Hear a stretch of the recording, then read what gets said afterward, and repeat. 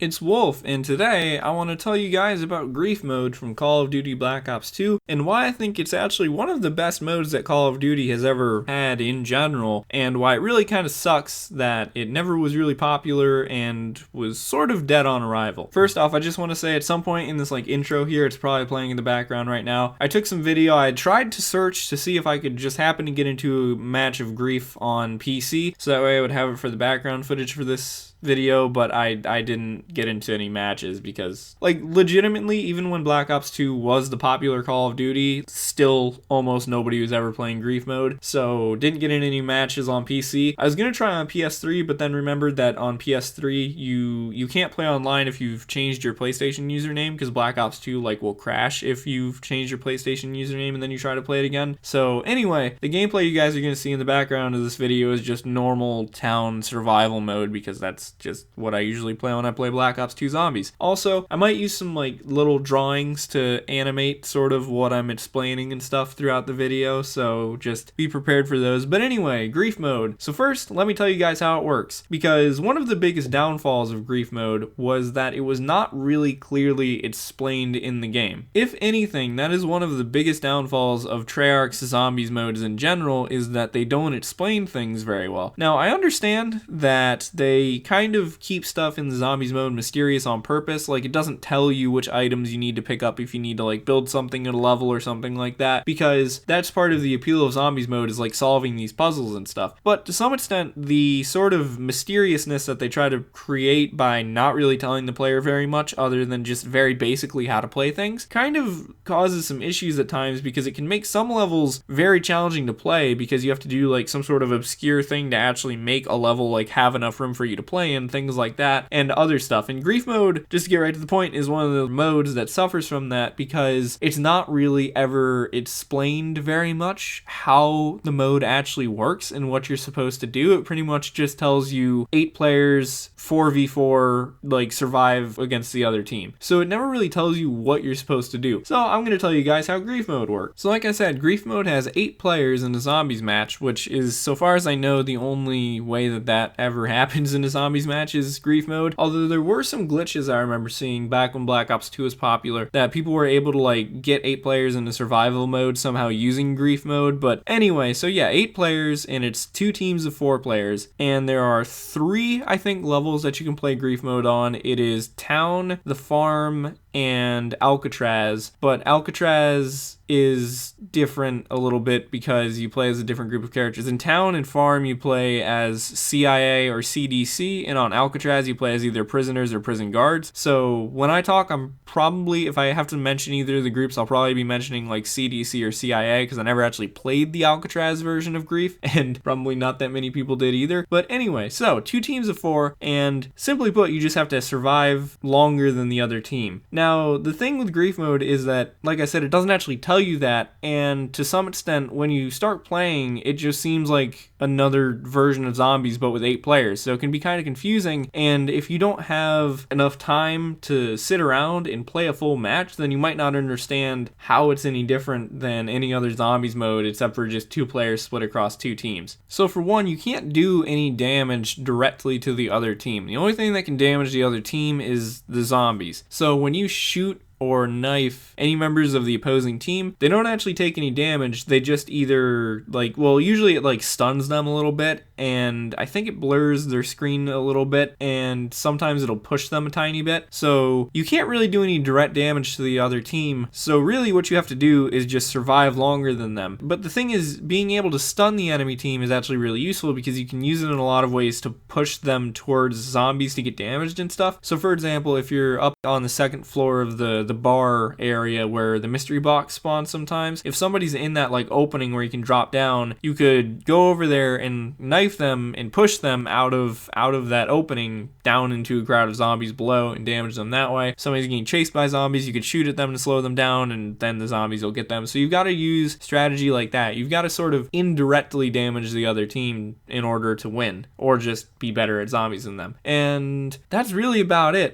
I feel like it sounds more complex than it really is, and also only people on the same team can revive each other. So if you're on the CDC team, you can only revive revive other CDC people. If you're on the CIA team, you can only revive CIA people. So there's that. And if both teams, so if one team gets downed completely and all die, then you get a notice that it tells you that you just need to survive the round to win. And then if both teams, if all the players in the lobby get downed, the round will actually restart. So just that round will restart, which is kind of interesting because I think that's really the only time that happens in zombies instead of just moving on to the next round. So anyway, I hope that all makes sense. So just again to kind of recap, 8 players, 2 teams of 4, can't directly do any damage to the other team, but you can slow them down and you have to just outlast them pretty much. And that sounds really simple, but it's kind of confusing if you don't know that when you first go to play it. Like I think I really only ever managed to play grief mode like one time. Like I played a couple matches of it this one time when I was in like high school or whatever, and people would get really confused because it didn't seem like anything besides a normal zombies mode, especially because when you start up at first you think you're just gonna like shoot the enemy players, but then you realize you can't actually do any damage to them. It's kind of frustrating almost if you don't know what's going on, and I think that's what caused a lot of people to just quit and not play it. Now I think that this mode is really cool for a lot of reasons, and it really sucks that it hasn't come back in any other Call of Duty games because it's really unique compared to other Call of Duty zombies modes. So in almost every other Call of Duty zombies mode, you're always playing cooperatively. You can't usually do any sort of direct damage to any other players in your lobby. But in this mode, well, I mean, you can't directly damage them, but the whole point of it is to compete against another team. So it's direct competition while also having to fight the zombies, which I think is pretty interesting. Also, it's seemingly the only way to get 8 players into a lobby. So just because you're supposed to compete against each other doesn't mean you have to. If you can get just like 7 friends together, split up across the 2 teams, and then not attack each other, then you've got yourself a zombies match with 8 players instead of 4, which is pretty cool. Also, I think that another thing that sort of held up this mode from getting popular is that not really any YouTubers played it. Back when Black Ops 2 was the popular Call of Duty, there was a lot of YouTubers making Call of Duty zombies videos, and I think if YouTubers had played grief mode, that would have also helped grief mode get more popular, and it would have been seriously one of the most perfect modes to make a video on, because you could get yourself your little crew of zombies players and then face off against another YouTuber's crew of zombies players and make like a cool video about it, about who's really better. And it wouldn't just be limited to like who got to a higher round, it would be like actually competing in the same match, which I think is really cool. So anyway, I hope that this video makes sense. I know it's sort of a little bit rambly. I didn't have a script or anything. Well, I don't really have a script for any of my videos, but I just wanted to make a video about it, tell you guys about it. Also just sort of make a video where I explained grief mode because like I've said, I just never hear anybody talk about it or explain it or anything. And I know Black Ops 2 is an old game anyway, but nonetheless. And you can still play grief mode is the thing too. I mean, like Black Ops 2 is still up and running, all the servers are there and everything. So if you have some friends, you can still go ahead and play it. I don't know if you need 8 players to have a full lobby to play it, but you can still play it nonetheless. So anyway, hope you guys enjoyed the video. Thanks for watching, and bye-bye.